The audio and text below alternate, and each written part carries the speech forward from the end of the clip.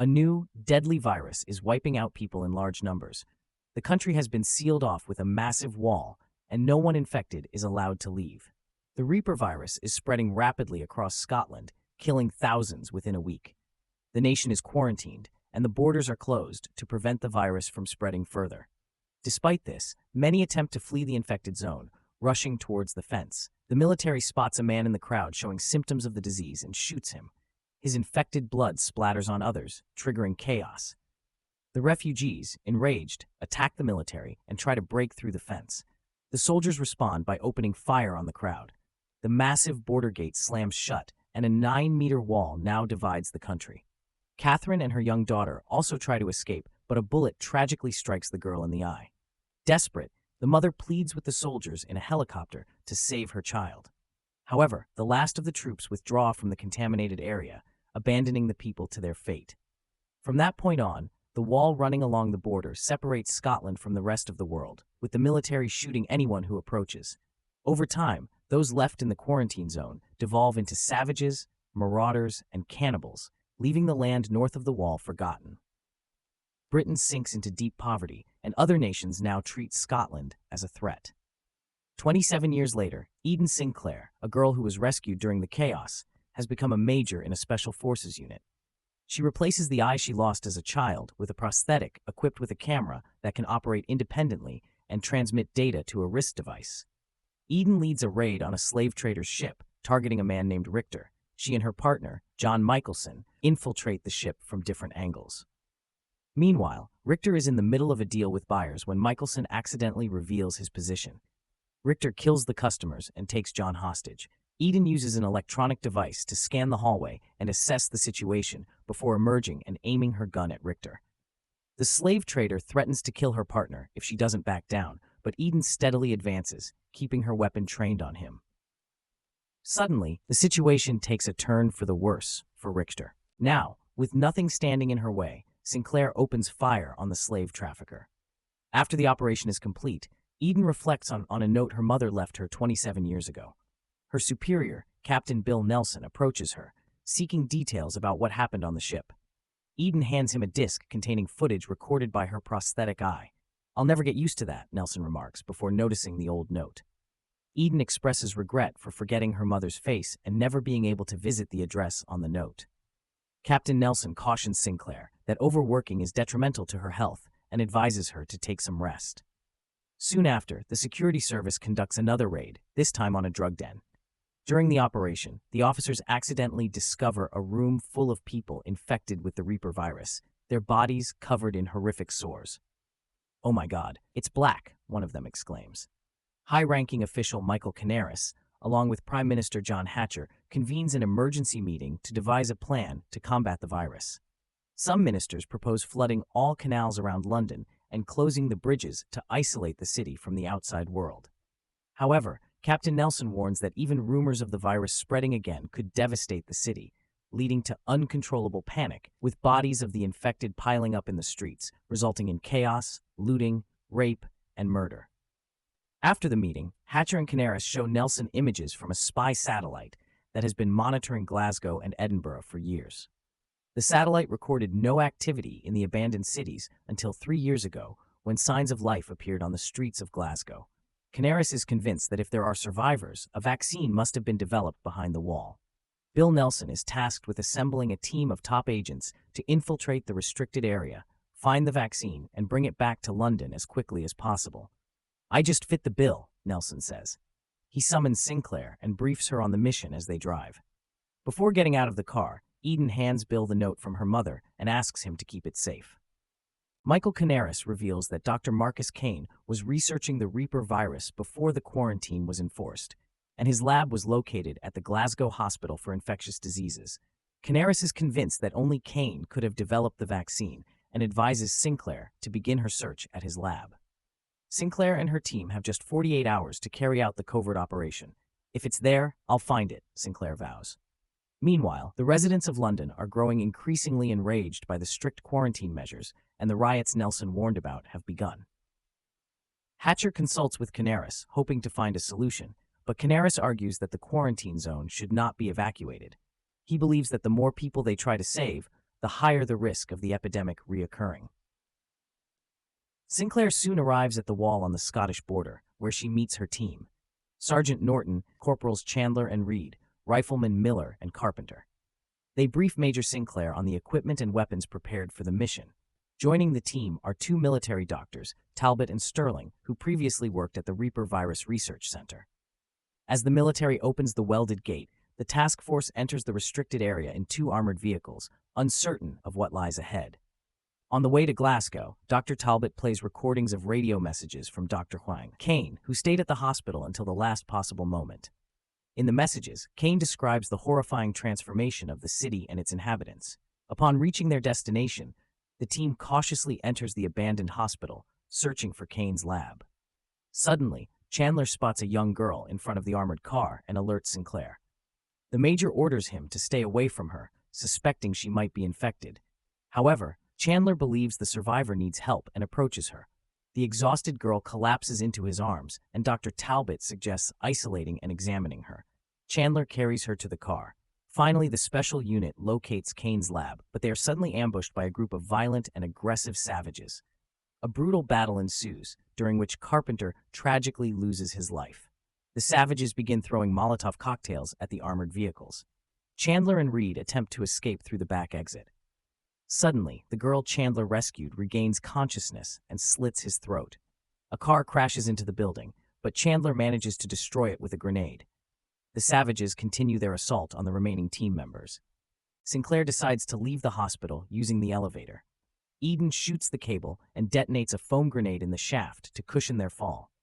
Corporal Reed manages to gather Major Sinclair, Sergeant Norton, and both doctors into the armored car. However, the marauding savages show no sign of letting up. One of them shoots Reed with a crossbow, causing the car to overturn as the girl loses control. The remaining team members scramble out of the vehicle and return fire, but they soon run out of ammunition and the savages close in. Miller is brutally killed by the mob. Norton and Sterling manage to escape, while Eden and the injured Dr. Talbot are captured by the marauders. Sinclair regains consciousness as a prisoner of Saul, the deranged leader of the savages. Saul, a sadistic psychopath, brutally interrogates Eden, demanding to know who she is and where she came from. Under duress, Sinclair admits that she is from beyond the wall. Saul, now convinced that Kane was lying about the conditions beyond the wall, believes Eden might help them escape the zone. He orders his men to keep a close watch on her, making it clear that she must remain alive. Saul's girlfriend, nicknamed Viper, takes the GPS beacon given to Eden by Canaris before she entered the zone and crushes it under her boot. Meanwhile, the savages celebrate with a wild party featuring songs, dances, and various performances. Saul delivers a passionate speech on stage, declaring that neither Kane nor anyone else can dictate their actions. He proclaims that they are always ready to capture, cook, and eat any outsider who enters their city. The party culminates in a gruesome feast. Saul throws paper plates into the crowd as Dr. Talbot is brought to the center of the arena and roasted alive. The crowd cheers as Viper slices the doctor's body into pieces, and the cannibals eagerly devour their grim feast. Meanwhile, Eden devises a plan to escape her confinement. She pulls a wire from the broken GPS beacon and uses it to unlock her handcuffs. Shortly after, a guard arrives and delivers a piece of Talbot's remains. Sinclair pretends to be unfazed and requests a drink. As the guard approaches the door, Sinclair grabs him by the chain connecting his nose and ear rings, forcing him to let her out. Eden escapes from her cell and neutralizes the guards with their own weapons. A girl from the adjacent cell, named Kelly, pleads for help. Sinclair hesitates until Kelly reveals that Dr. Kane is her father. Kelly promises to assist in finding him if Eden frees her. Suddenly, Eden is attacked by Viper, who is armed with two swords. Sinclair skillfully dodges the attacks. During the struggle, Eden manages to grab one of Viper's swords, and they continue to fight evenly. At a critical moment, Kelly grabs Viper by the hair, allowing Eden to sever Viper's arm and head. "You can let go now. Move it," Eden says. After escaping the prison, Eden contacts Norton and Sterling, arranging to meet them at the train station. Soon, Saul realizes Eden has escaped and orders his men to find her. Norton and Sterling, emerging from hiding, are spotted by savages on motorcycles and in a bus, who begin their pursuit. Norton and Sterling rush to the train station, where Eden, Kelly, and Kelly's friend Joshua are already waiting. Joshua starts the train early to escape the approaching marauders and leave the town. The train departs, and Norton and Sterling are forced to run after it while dodging attacks from the savages. Norton manages to board the train, and Sinclair decides to help Sterling. She dismounts and strikes one of the motorcyclists with an axe. At the last moment, Sinclair and Sterling manage to jump onto the train. Kelly then informs Eden that she can only help find Kane, but cannot lead her to him.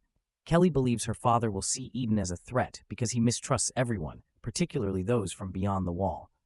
If Kane's followers learn about this, they will realize he has been lying.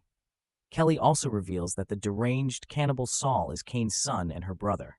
"What a messed up family," remarks Eden. The team disembarks from the train and travels a long distance to an abandoned military base.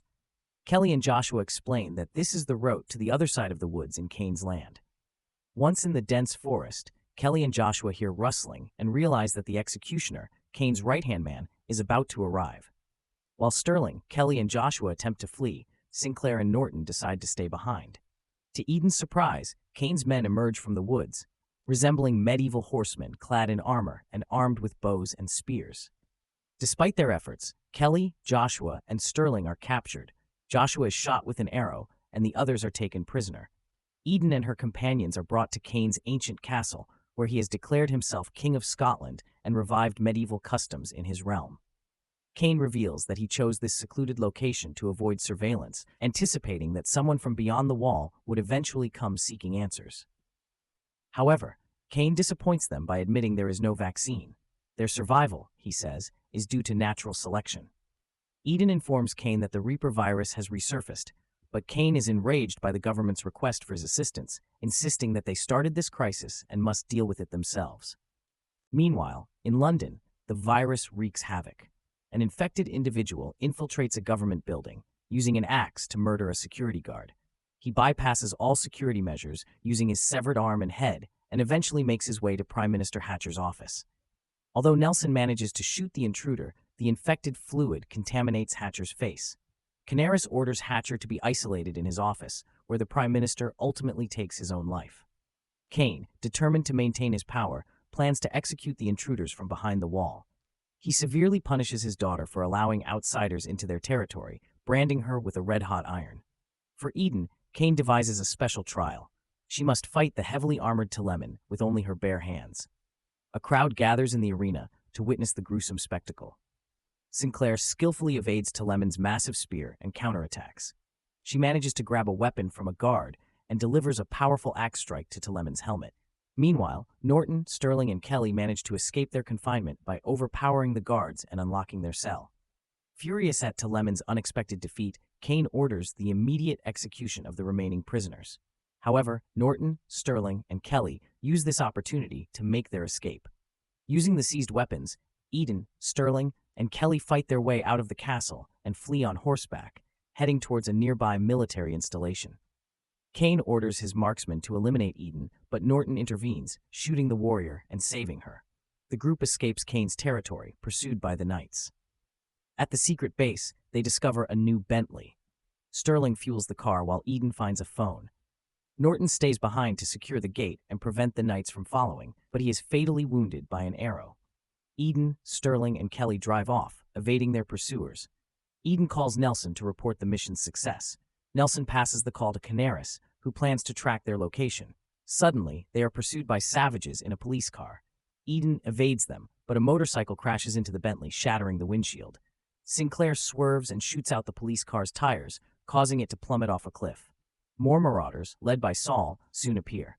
Eden decides to confront them head-on, forcing them to dodge her car. She then turns back toward the border, with the savages closing in. Saul manages to board the Bentley, and a fierce struggle ensues. Saul attempts to use Eden's gun against her, but accidentally shoots one of the motorcyclists. The pursuit becomes chaotic, with cars crashing and exploding. Sinclair and Sterling manage to push Saul out of the car, but he climbs onto the roof and tries to strangle Eden. A marauder bus blocks their path, but Eden rams it at full speed, decapitating Saul. The Bentley breaks free and heads for the border, where military forces and Canaris arrive. Eden hands Kelly over to the military, explaining that her immunity to the virus can be used to create a vaccine. However, Canaris plans to withhold the vaccine until the pandemic has spread globally, consolidating his power. Eden chooses to stay in Glasgow, visiting her childhood home and reflecting on old photographs. At the address from the note, she is found by Nelson, who has arrived in a helicopter. Eden gives him a disc with a recording of her conversation with Canaris, confident that it will bring Canaris to justice. Nelson departs, and Eden returns to the savages, presenting Saul's head and being welcomed as their new leader.